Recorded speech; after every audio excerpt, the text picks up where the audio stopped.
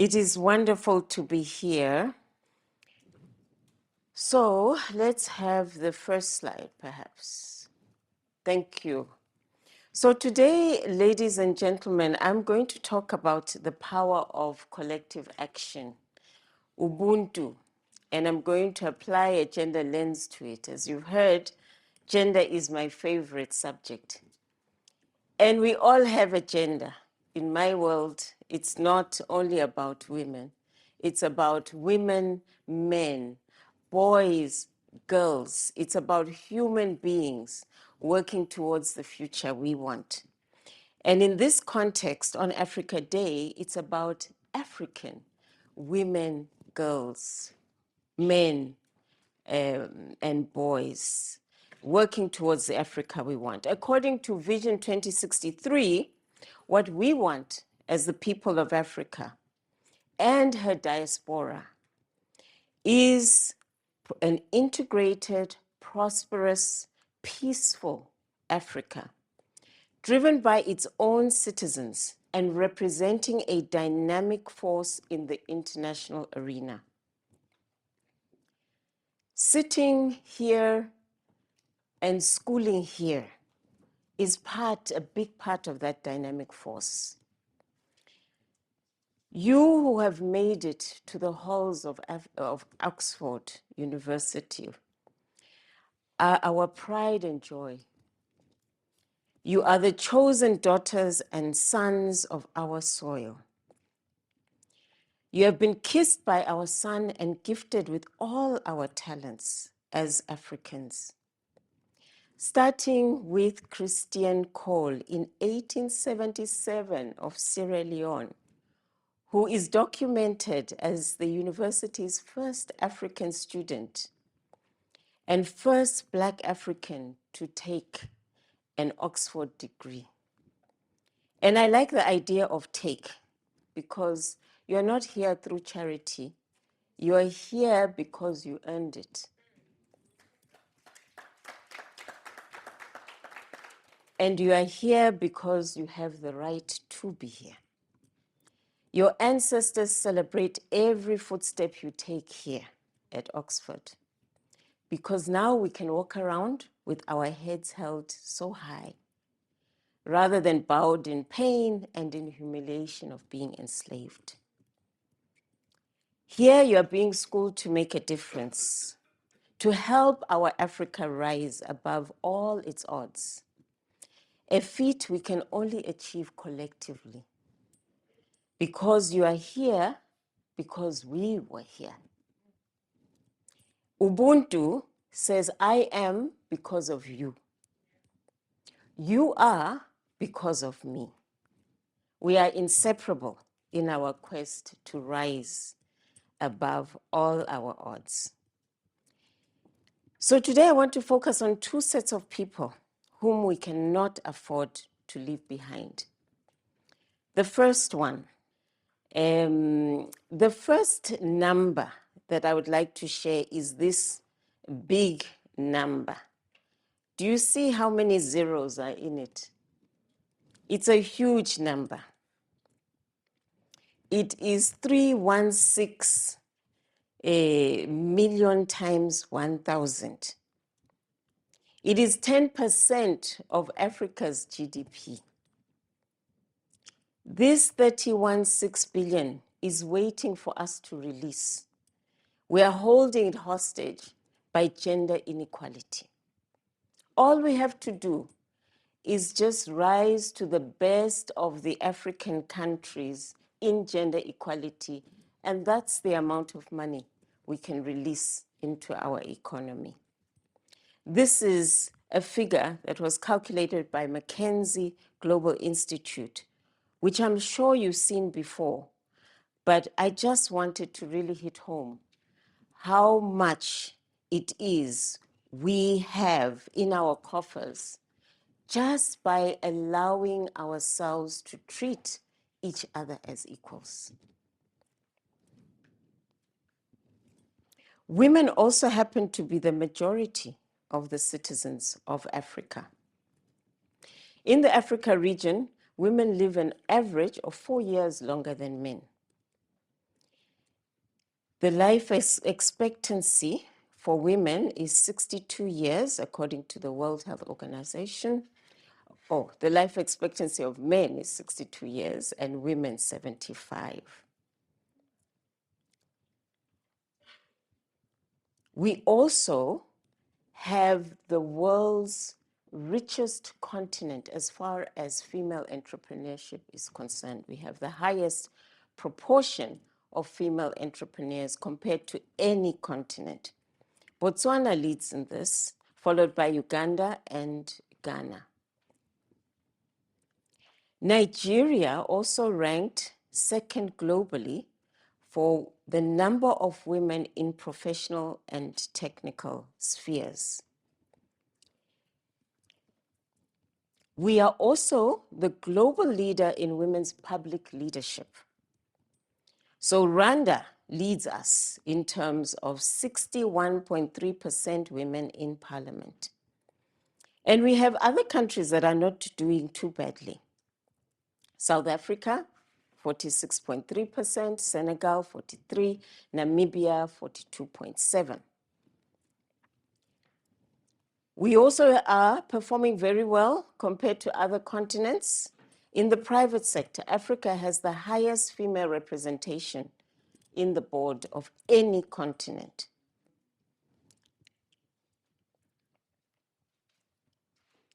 We also, as African women, lift as we climb. Although we do 75% of the continent's unpaid labor, we make sure that the sweat of our brows reaches our children, our communities, and ultimately, this lifts our country because 90% of disposable income of females is spent on lifting others in terms of investment in education, health, and nutrition.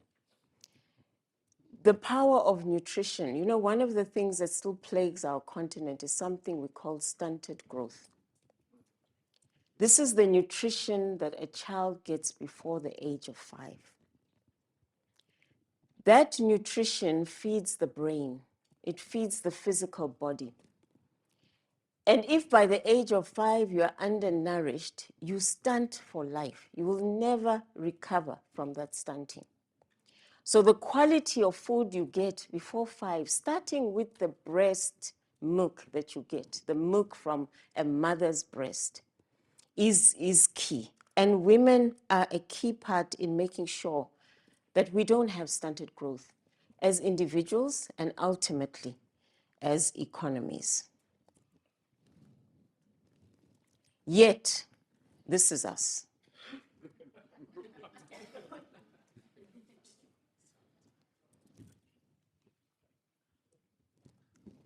We have currently 2 women only at the helm of countries. Tanzania, and I can see you smile from Tanzania, and Ethiopia. And getting to the helm of the countries is not magic for women. Let me perhaps tell you the story that led to Ellen Johnson Sirleaf being the first democratically elected head of state. It did not happen by magic. I don't know how many of you have seen the documentary called Pray the Devil Back to Hell. It was about the women's movement that decided, starting off with prayer, that prayer would not be enough. We really need to act in Liberia. Women were so tired of seeing their children die, their husbands slaughtered. They came together, Christian and Muslim women, and decided enough is enough. They started a campaign wherein they wore white. They decided they were wearing white. And they declared a sex strike as well.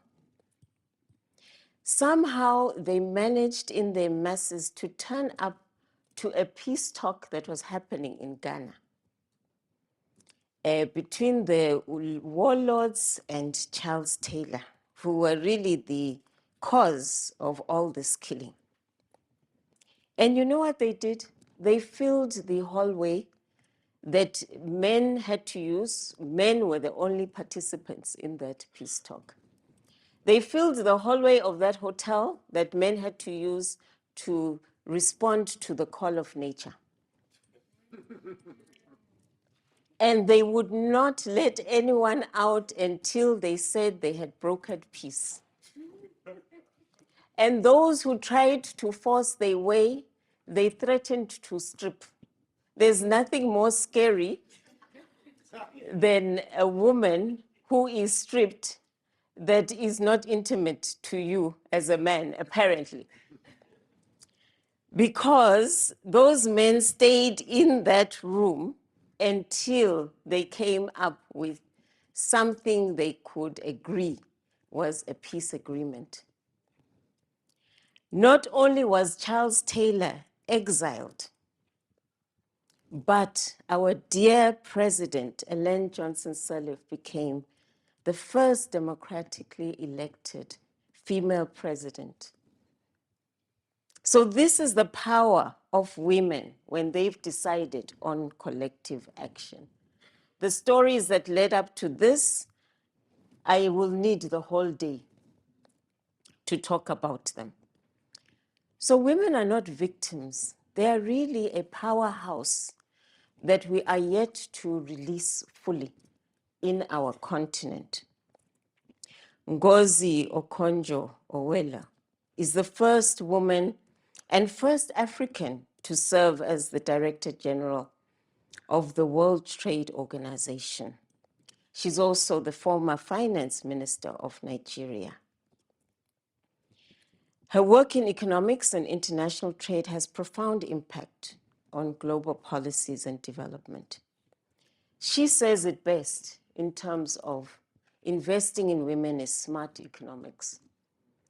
Investing in girls is even smarter because you catch it upstream.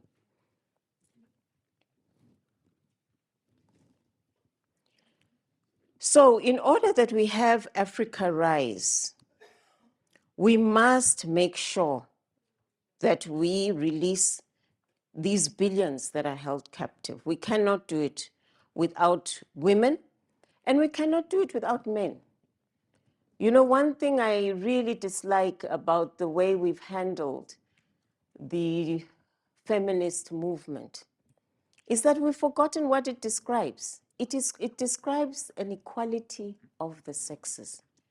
It's not about women taking power from men or men taking power from women. It's not a zero-sum game. It's about growing the pie and sharing it equitably.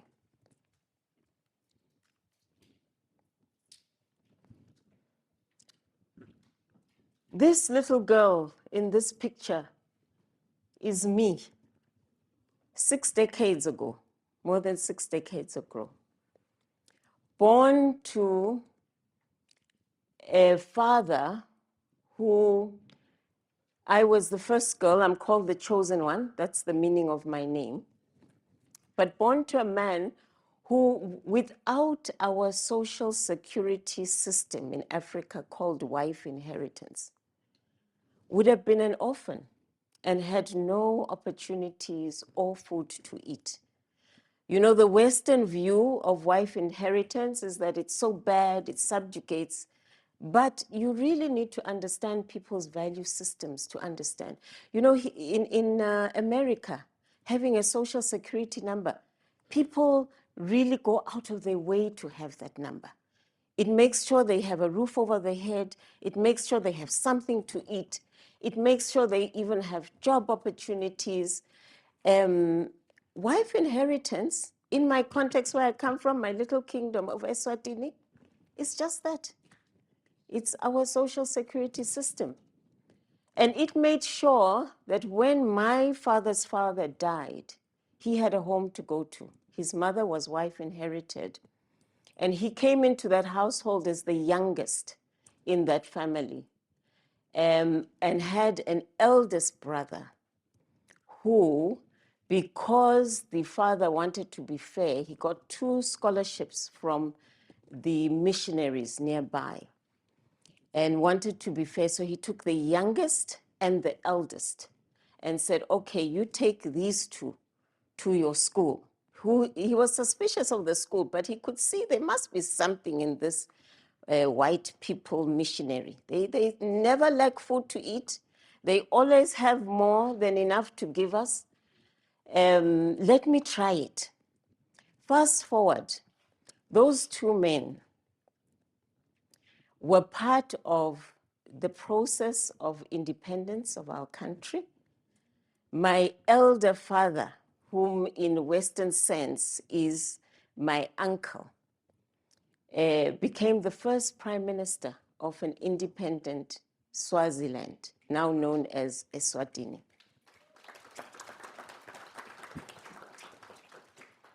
He then asked his youngest brother, he didn't have anyone else to ask because nobody else had been at school, in his family anyway, to go to New York to open up our first High Commission there in New York as a small country of Eswatini.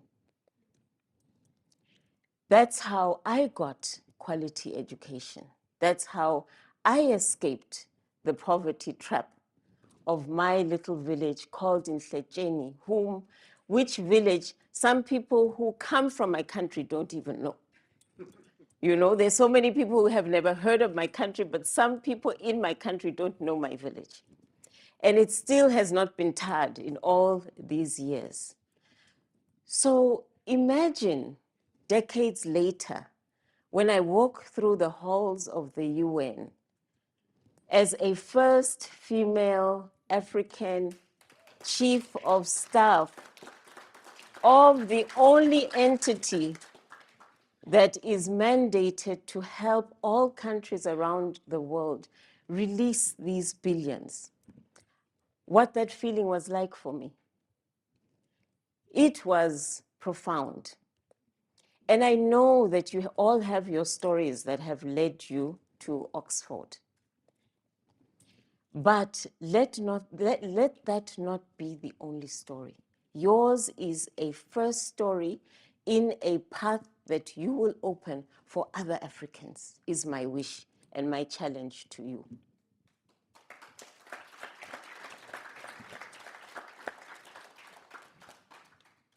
This is a Form 2 student that I taught at the rural school near our homestead at Khetsiwe.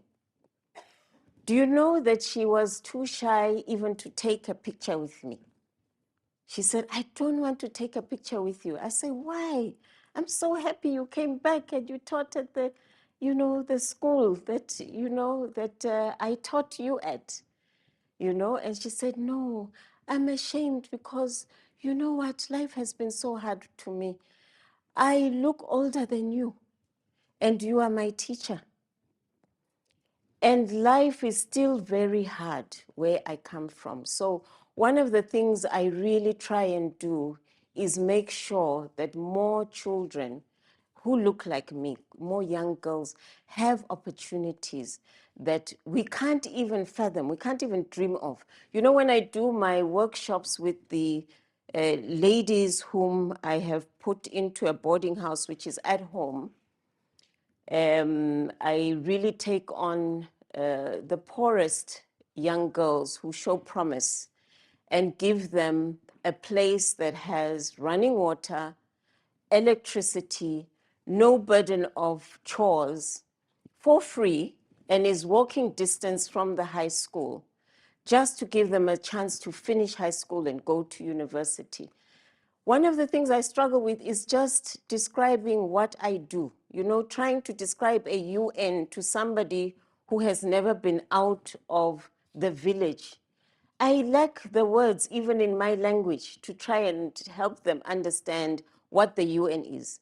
The role of chief of staff, most people do not understand it. I used to even call it chief of staff because anything would come and land on my desk.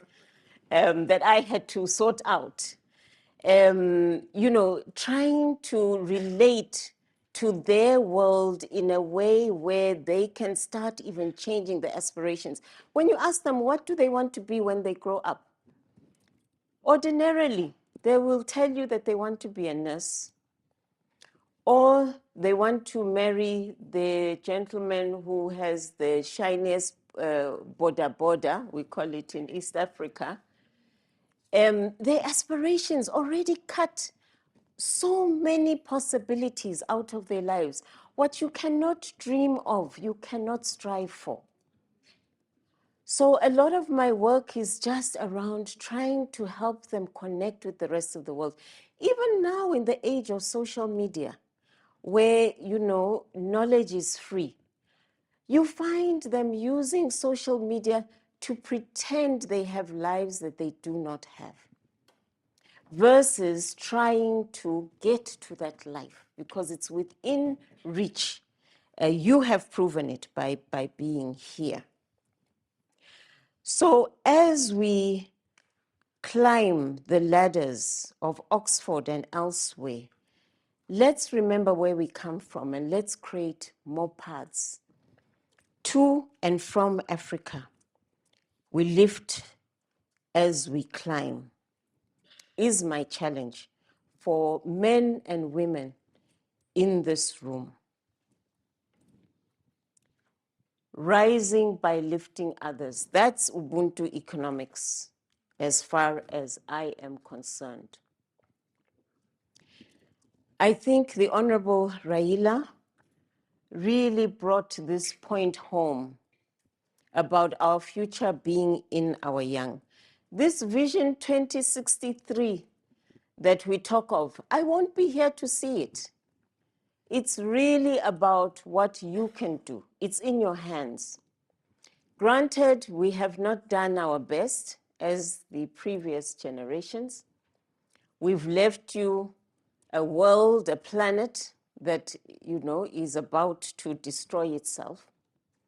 We have more conflict and wars than we've ever had since World War II, despite the fact that we established so many institutions to prevent us going back there.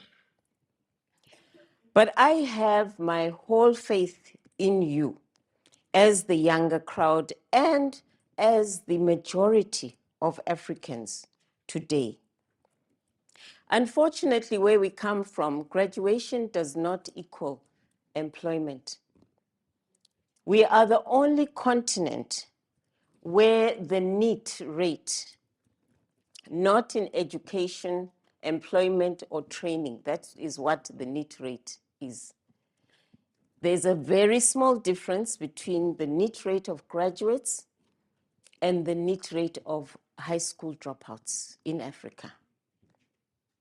The time for looking for employment is gone. It's you who need to create the jobs now. And unfortunately, our educational system has not caught up with that. But we need to change our mindset and create jobs and be the champions of this renewable energy. There's no other continent that has enough, that has more sun and natural resources than ours. We cannot let other continents lead this renewable energy movement. I was so happy yesterday I met a Nigerian student who is studying renewable energy. And she was so stressed because she's thinking, my visa ends, because my course ends, I don't know what I'll do next. I'm applying for jobs here. I'm getting so many rejections. And I told her, you know what? Think of the jobs that you could create and get in your continent. She says, no, but we need this lady. Please stand up. It's you that I'm talking about.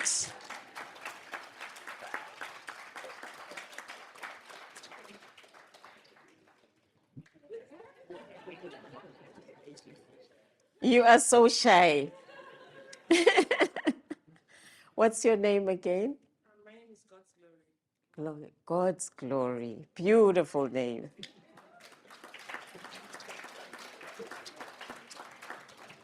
So I was talking to God's glory and saying, you know what? Africa needs people like you.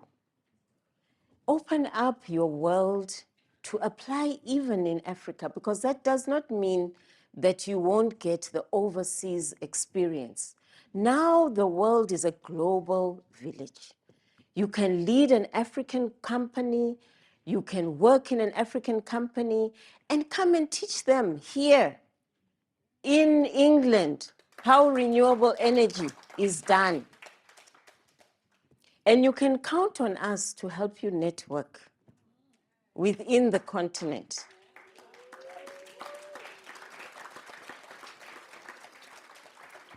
And you know what you said to me? Tell me what you said to me. I said I wanted to get the experience here first, then go back and do what I have to do. Yeah, but when we opened up your world to include Africa, what did you say to me? I didn't have that in mind. She didn't have that in mind, but now you do, right? Now you do. Thank you, God's glory.